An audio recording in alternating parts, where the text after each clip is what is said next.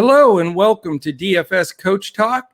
Today is Tuesday, August the 10th, and my playing partner, Andrew Hansen, and myself, I am Joe Sarvati, affectionately known as Coach. We are here to discuss this week's PGA event, the Wyndham Championship at Sedgefield Country Club in beautiful Greensboro, North Carolina, a place I lived for a couple of years when I was a kid. So how about that? Love Greensboro. That's Tobacco Road, great basketball area. And they're going to be hosting this Wyndham Championship that had moved back there in 2008. So, Andrew, we have some good knowledge here to look back at who's done well on this course. We know who's in the running to make that top 125 for FedEx. So we got some good edge this week. I'm excited to discuss it with you. Yeah, it's fun to cover this event. I like you, I spent some time there, not quite as much as you. I lived there for a summer in Asheboro, so know all about the area, very friendly people. Like you said, huge basketball country and all those golf courses down there. Great spot. And this is one of those events where they keep going back. It's an annual trip and trek. And so we get some guys with some course history here. And like you said, big week here, last week of the regular season. So there's a lot on the line.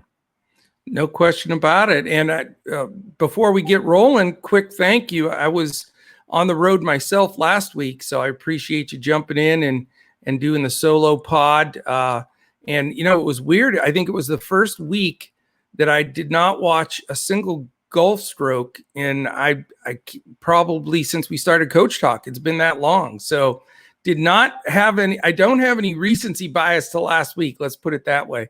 But definitely a different field here. There's some strong players. There are a few omissions that surprised me of guys that have played well here, but we'll go over that as we go through it. But just real quickly here, if you want to join us, again, I always mention this when we do this PGA weekly podcast. It's a great time to join. Actually, tomorrow, if you're watching this on Tuesday, we usually post it on Wednesday. Andrew is in the middle of one of the most fun activities in life, packing up a house and moving. Oh, yeah. Boy, I'd rather have the flu than do that, I'm telling you. But good luck with that, my man. So we're doing it a day early, but if you want to join Coach Talk, Wednesday's a great day to do it if you're a PGA guy or gal, because you can get the 3-day pass for $10. That's way Wednesday, Thursday, Friday. Wednesday night, we'll have our full lineup for FanDuel and Yahoo, and then a coach's clipboard for DraftKings. And then we do another one on Friday night. So you'll get both with that 3-day membership. We always do the weekend only also on Friday night. So we'd love to have you do that as well. All right, let's dive in. We're going to keep it moving here so we get you back to work before the wife starts hollering at you. You know, you got, if we hear a whip snap, we'll know that it's time for Andrew to get going. Yeah. But anyway. No doubt. I may not even feel it. I'm so weary from loading all these boxes. But yeah, let's talk about some of the guys who've done well here recently. We're obviously looking for winners if we can get them. So looking at the recent winners here and guys who've come close. Jim Herman with a surprise win last year. Yeah. Played awesome on the weekend. And he's really making a push here, 4 straight top 30s until last week where Coach, while you were traveling, he had a great first couple rounds right near the top of the leaderboard and then faltered over the weekend, finished 46th. But he's only 6,900 on DraftKings, and he's pushing hard here towards the playoffs. JT Poston won it 2 years ago, 7,800. Yeah, he did finish second in the Barbasol about a month ago.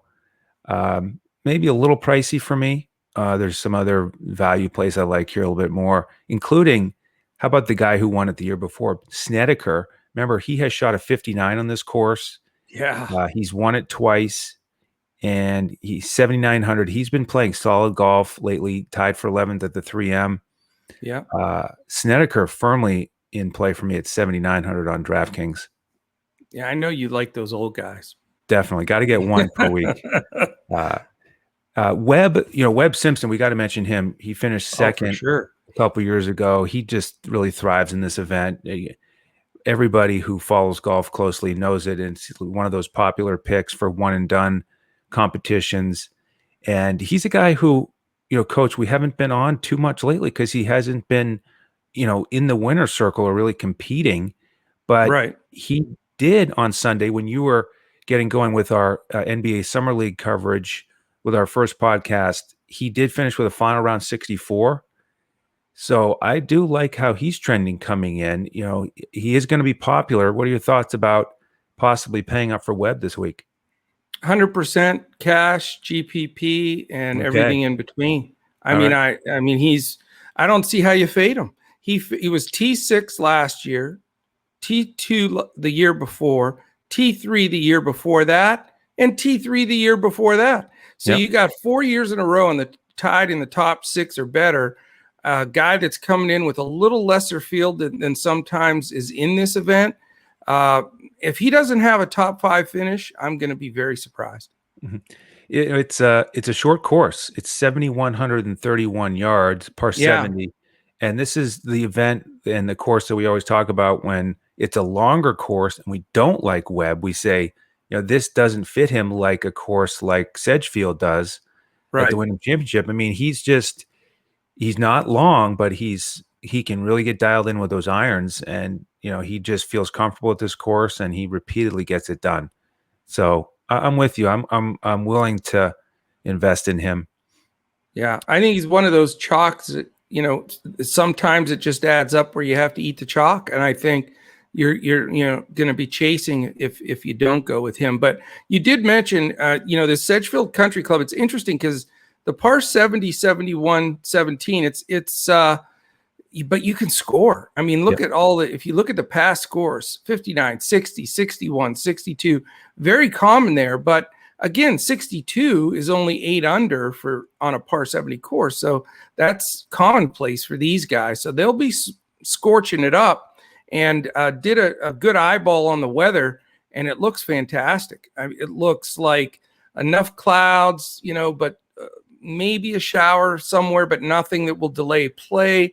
I mean, it should just play pristine. There's not going to be wind above 8 miles an hour the whole time. I mean, yeah, I think you're going to see scores that are eye-opening. Yeah, the record low here, 22 under for the event. So like you said, there's going to be lots of mid 60s put up, maybe even some low 60s. Yeah, Some other guys here who've done well. CT Pan was also top 5 back in 18, and of course he's coming off that bronze medal at the Olympics. right. He's 7,400. Another guy who's not long, but he can really be accurate off the tee and be consistent. And then if he rolls in some putts, then look out. So I like him as a value play coming in with a lot of He confidence. got pardoned from military for getting a medal in the Olympics. Did you know that? Did he? No, I didn't know that. Yeah, if they have a rule, if you get a medal, finish in the top 3 in the Olympics, you don't have to do your 2 years of military service. Talk about sweating over a putt, but he got it done. So there you go. Yeah, I wasn't sure if he was in that group or if that was only Siwoo Kim and who was the other one from It was South Korea? Hideki. No, I don't know No, who's not Hideki. It was, Hideki. uh, I thought it, Hideki was in that group. I think it was. Well, it'll come to mind. Yeah, But speaking of Siwoo Kim, he won here in 2016. I know. I gave my other pick away here. So he's got some good course history. Luke Donald is interesting. He finished second that year. He's only 6,300. Another old guy potentially, coach here, quote unquote. Senior tour guy for sure. Golfing terms. He recently he did have a top 20. Then he missed the cut at the Barracuda, but 6,300. Again, I say it a lot. Guys who are 6,300 who finished second on a course in the last 5 years. And, Luke is different than some of these other veterans because he's been playing a lot. So it's not like even a Steve Stricker who may play once a month on the PGA Tour, although he plays a lot on the Champions Tour. But anyway, Luke Donald is a potential value play. Vijayas won it in 14. He's made 5 straight cuts, 6,600, another potential value play. How about 13? Here's one of the surprise absences that you're probably talking about. We had Patrick Reed win it, and Spieth came in second, but Spieth isn't playing this week. Right. Patrick Reed, coach, priced just under Webb at 10-2, but he's Yeah. had 6 straight events where he's been outside the top 20. He just hasn't been crushing it the way you would want him to. Right. Is he a fade for you this week? Yeah, he's a fade for me. I didn't like he was the late ad in the Olympics too, and just Right. just played average and Yep. just doesn't seem to have his game all together for that price. Yeah. One more I'll mention, Ryan Moore in 09, Yeah, 7,500. Remember, he was tied for second at the John Deere recently, but he's missed 2 right. cuts since then. So he's one of those wild cards of, did he just take it easy after that T2 and kind of lose his focus, or what the story is? So not sure on him, but kind of a mix there. And one of the themes, I think, is you've got a lot of guys in there who are not top 20 guys, world rankings. They're not the Right. big hitters who win every week. They take advantage of the shorter course. So this is an event where you don't have to, really try to get big names. You can get guys who are cheaper, who just have the course history. Yeah, yeah, and it's funny because I was looking for Billy Horschel, who's done well here, Yeah. Victor Hovland, and and even Henrik Stenson. Those are some guys that have torn this course up. They're not playing, so I thought that was a little surprising. But it shifted me really to feel stronger about Simpson, and I'm on the fence. But I think Siwoo Kim, with those top 5 finishes the last 2 times he's played here, I just don't know if he's going to have that malaise after the Olympics and everything. That's my only concern, but I think he's a good play and his price is reasonable enough. Yeah, for me, he's a GPP guy because Is he? he's got the upside. If he's dialed in, he can really go low. But he did show some fatigue last weekend, a bad weekend in Memphis. And, Yeah. that's one of the things I was talking about on the show without you, was that fatigue going from the Olympics straight to Memphis. And here he is, continuing on. So tough spot with all the travel. By the way, Yeah. Sung J.M. is the other one I was trying to think of, who Okay. had the military exemption at stake. And Yes, he's you're playing right. good. Yeah. That's who I was thinking of too, not Matt Matsuyama. You're right. Yes. Yeah. Okay. But I don't know. I may roll the dice on Kim. I think people are going to fade him for that particular reason. The Olympics, last week's bad performance. And, I mean, when guys click on a course and it's in their, wheelhouse, like it seems to be for Kim here, it just gets me that feeling of, okay, well, we'll get through the cut. We'll get to that point where we want to and go from there. The guy that I've got to make the big decision on, and I'm not a Jim Herman guy. I don't know if I've ever even rostered Jim Herman, but defending champ, cheap, I'm tempted. I really am. Yeah. And I heard an interview with him earlier today talking about how, it's fun. It feels good to be there as the defending champ, to celebrate one of the best weeks of his life. It gives those guys a boost who aren't normally there. Right. So, and like I said, he's really been cruising along here in a good stretch with all the top 30s. So again, it's not, you're not investing him in DraftKings that you need him to win at 6,900. Just Exactly. give us the top 25 and we'll continue on down the lineup, right? No question about it. Let me throw out the top 10 based on our partners at BetUS.com.pa for odds to win the Wyndham Championship. And I'll go through all 10 and then let me know if any of them surprise you or, even from the fade standpoint. Because I'll tell you, it's in golf, I've had the most success on weeks where I've faded pretty highly owned guys and we're able to sniff them out. And boy, does that make a difference going to the weekend. So Simpson 12-1, Hideki 14-1, Oosthuizen is 18-1, Patrick Reed 22, Will Zalatoris, who's sort of vanished from the planet lately, 25 to 1. Kokrak, 25. Brian Harman, 25. The military bound Sunjae Im at 30 to 1. And then last two, Russell Henley, 33. And your favorite all-time golfer, Kevin Streelman, 40 to 1. So what do you think? Yeah, so I'm glad you mentioned that. One guy I do want to talk about is Will Zalatoris, your fellow Texan. Yeah. And he did disappear there for a bit after that injury at the Open, but then came back last week, solid top 10 every round in the 60s, and he's in a unique position because he can only advance to the playoffs if he wins this week, because he's got that special temporary exemption that he's earned with all these high finishes. But they don't allow you to use that to get to the playoffs, even if you've earned enough money, unless you have a win. So it's win or go home for Will this week. So I kind of like him on an outright win bet, because I think that's what he's going to be shooting for. And he got back in the groove last week with 4 solid rounds. So definitely an option to look at. Yeah, I love that point right there. That's huge. Do you have anything else with that FedEx trying to get into that? Yeah, since we've talked about the winners here and the top 10, that's huge. Let's look at the guys at the bottom who are trying to get in. Last week of the regular season, as you know, Coach, guys that got to get in the top 25 if they want to keep going. And let's start with a big name right at the beginning, Ricky Fowler. He's at 130th. Wow. And he hasn't had a top 20 since the Memorial in early June. He's made some cuts, but just hasn't quite still been at the top of the game. We've been waiting on that. He's 8,600 on DraftKings. He's a big time player, though.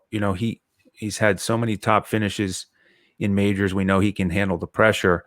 So I'd like him to put up a good week here at 8,600. I think he's a solid investment this week. The Vegas likes him too, because our partners at BetUS.com.pa have him in the top 20 to win the event at 50 to 1. So he's in that bottom rung of the top 20, but they respect him anyway. Absolutely. Yeah. And let's look at some other guys around there that are, the names aren't quite as big, but I think it's a boost, because they're going to be aggressive. Yeah. Going for birdies, no messing around. So Camilo Villegas is another one of those guys. We already mentioned him. He's made 5 straight cuts. He's 129th on the list. So he needs a good showing. Patrick Rogers is right there. He's 7,300. He's made 8 straight cuts. Yeah. He's been good to me, man. I'll tell you, he makes a cut. Yep. Yeah. For a guy that, is that consistent at 7,300, that's pretty nice. It is. Then we've got Scott Piercy, who's 126th, right on the bubble. He's only 7,000, got 3rd place last week. And he's a guy that I just don't like playing in general. He's inconsistent. Right. But, he's a tough one to pass on at that price, coming off a 3rd place finish and knowing he's got to be ultra motivated. He's got to put one more week up. Is he a guy you could potentially trust? I've never had real good success with him. And the BetUS odds for him are 200 to 1 to win it. So he's a bombs away guy. I'm afraid that he presses a little bit, maybe misses the cut, but it's a great point that he's right on that bubble. And, I may use him in a GPP. I don't know if I'll have the courage to put him in cash though. Okay. 2 more on the bubble. Tommy Fleetwood's only 136th, tied for 46th last week. Another guy who's just not quite clicking, even though he's got tons of talent, and he's expensive at 9,700. Yeah. So, GPP only, because he probably needs a really high finish coming from 136. He needs probably a top 10. So certainly capable of it. And then last guy is Nate Lashley. He's 127th. So 2 spots out, only 6,400. He's had 3 straight missed cuts. So the point is, and for folks who want to do a little more research, look at these guys who are on the bubble, check out their recent form. You're going to find ones who are going in either direction. And Lashley's one of those guys who's been inside the top 125, just fell out of it with his last missed cut. Does he turn it around here? He did make the cut here last year. So he is familiar with the course. And that's the fun thing about this event is watching that 125 line. I mean, they certainly zero in on it on the broadcasts, and it's like the second competition along with who's actually going to win the tournament. Yeah. Yeah, no question about it.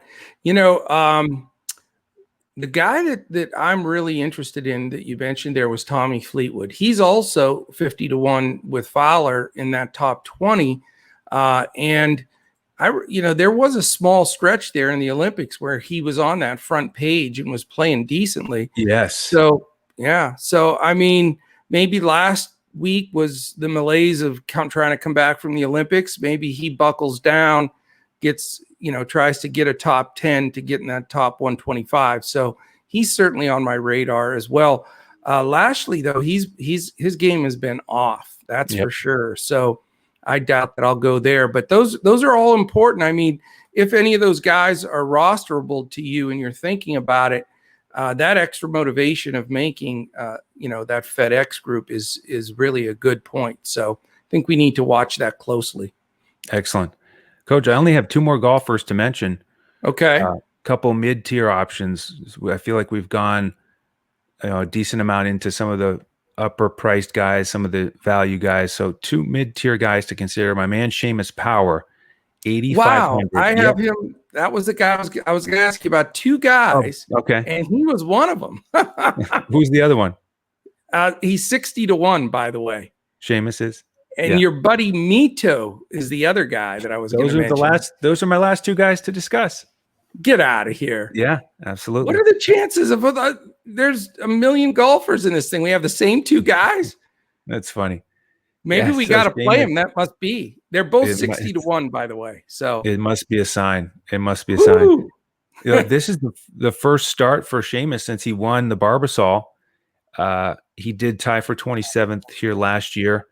So I like that potential as a mid-tier option. And then our man Mito Pereira, 7,900, coming off that great showing at the Olympics, lost in the bronze playoff, but he's had some great top 10 finishes recently. So another way to, fill out those six with a couple guys you feel real strong about.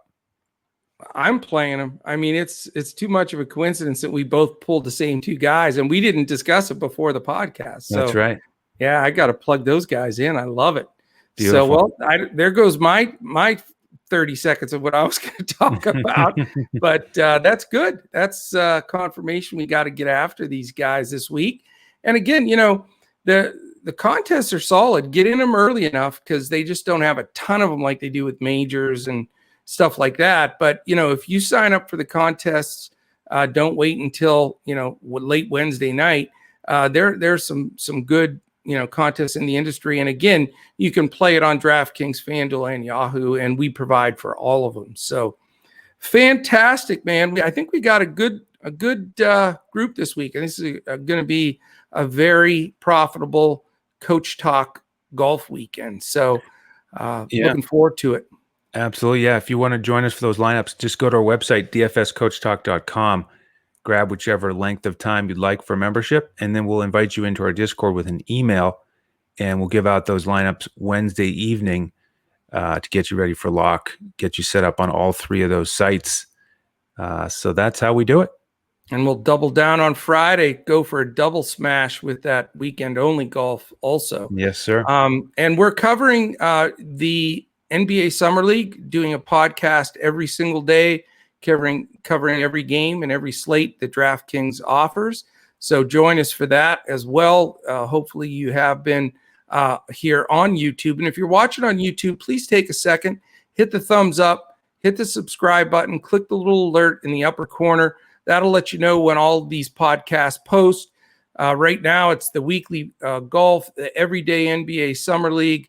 We'll have baseball mixing in, and before you know it, football is going to take center stage. So great time to jump aboard at Coach Talk. If you want to reach us on Twitter, we're all at DFS Coach Talk. Andrew is at Language Olympic, and I am at Joe Sarvadi, JoeSarvadi. We welcome any comments in YouTube here. We always answer them, and if you have questions, just give us a shout. We'd love to share with that. And if you have some big winners, pop those up there too. We had a couple takedowns last night for baseball. So big shout out. Did you see Pearl 23 hit the $4,000? How could I miss it? $4,000? Absolutely. Cha-ching. Yeah, good stuff. Good stuff. So fantastic. All right. Any final words, Andrew? We want to let you Thanks. get back to packing. Yeah, thanks everybody for tuning in. Yeah, enjoy the golf and just be glad that you're not packing this weekend.